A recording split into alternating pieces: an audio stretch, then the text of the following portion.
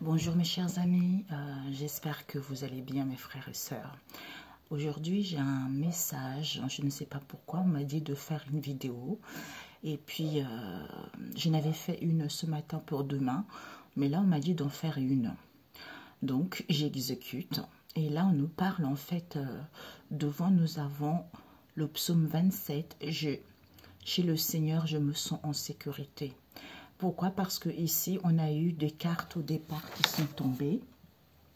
Nous avons eu le psaume 109 qui vous parle d'un accusé fait appel à l'intervention de Dieu. Et Siracide 30, verset 21, chasser la tristesse.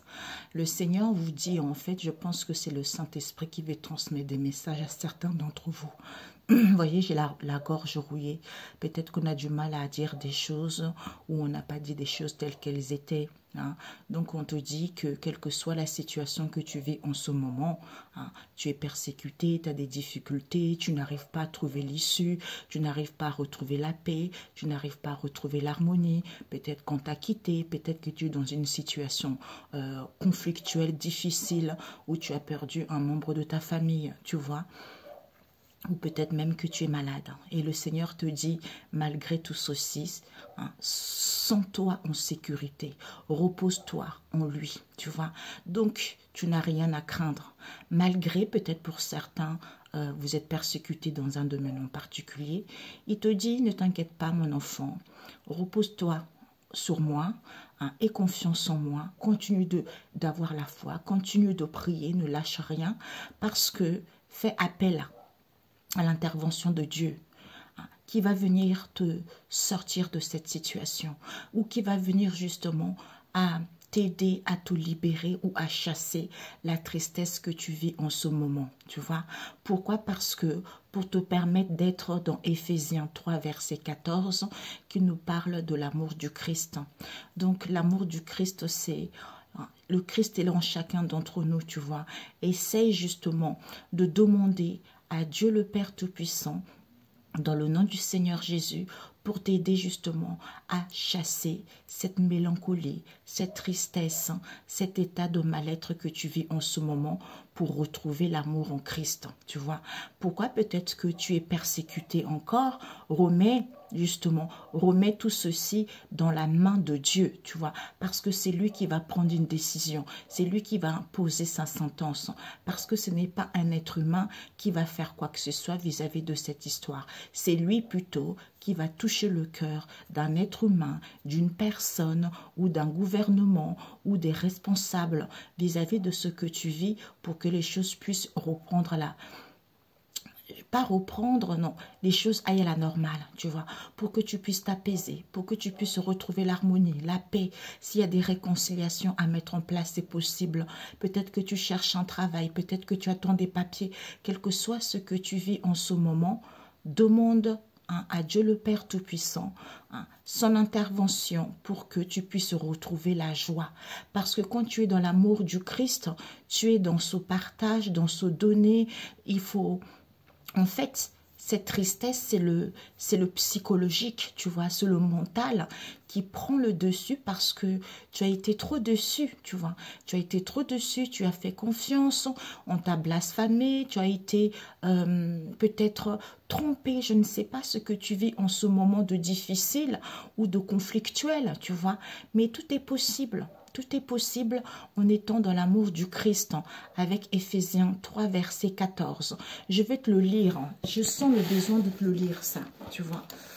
Alors, Éphésiens. Il y a certains qui vous êtes tristes en ce moment, je ne sais pas pourquoi, mais bon, c'est ce que je ressens. Hein. Alors, Éphésiens 3, verset 14. L'amour du Christ, c'est pourquoi je me mets à genoux devant toi, Dieu le Père, dont dépend toute famille dans les cieux et sur la terre.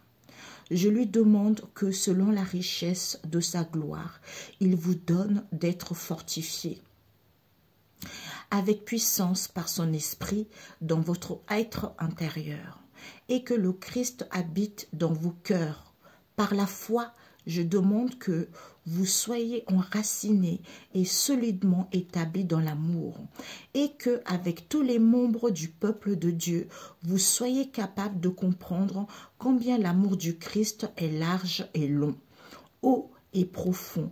Oui, puissiez-vous connaître son amour, bien que personne ne parvienne jamais à le connaître complètement, et être ainsi rempli de toute la plénitude de Dieu. À Dieu qui a le pouvoir de faire infiniment plus que tout ce que nous demandons ou même pensons, au moyen de la puissance qui agit en nous. À lui soit la gloire dans l'Église et en Jésus-Christ dans tous les temps et pour toujours. Amen. Donc, n'hésite pas à faire cette prière et tu le mets en fonction de ta situation, tu vois. Donc, tu dis, Seigneur Jésus, je me mets à genoux devant Dieu le Père Tout-Puissant, tu vois, dont dépend toute la famille dans les cieux et sur la terre.